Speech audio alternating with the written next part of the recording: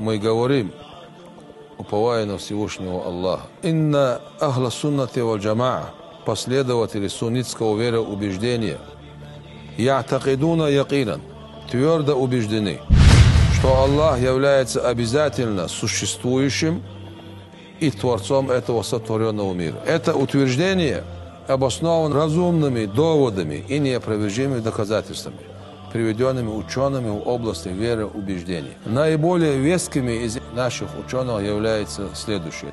Доказательство возникновения формируется следующим образом. Мир изменчив. Аль-аламу мутагайир бо. Все изменчивое является возникшим, то есть имеющим начало. Следовательно, мир нуждается в причине и создателе. Доказательство возникновения мира основывается у исламских теологов на 4 основных принципах. Из этих принципов утверждение существования явлений, определенные свойства, такие как движение и покой, которыми описаны элементарные частицы, из которых состоят все тела. Шаллах. Утверждение возникновения этих явлений, утверждение невозможности существования частиц без явлений. Потому что последний елшел частицы, пространство, делало доказательство невозможности бесконечной регрессии. Если эти принципы доказаны, то из них следует, что возникшие явления существуют в элементарных частицах, неразрывно связаны с этим. Явлению частицу и явление частицы цаню.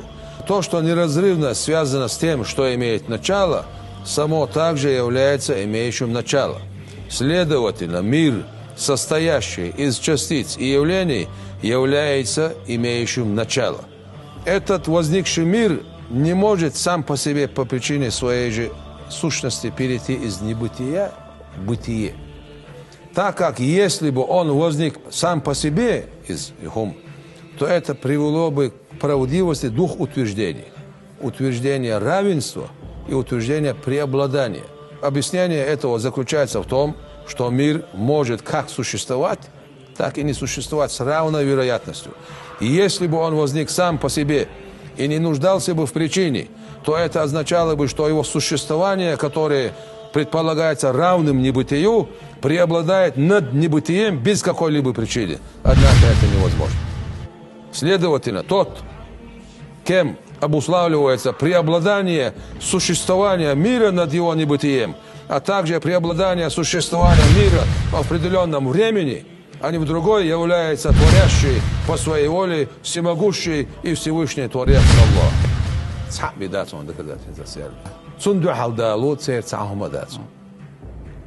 Ничего, кроме неверия. Алхамдулилlah, дал хасна бой бусул кореш. Дальше тише.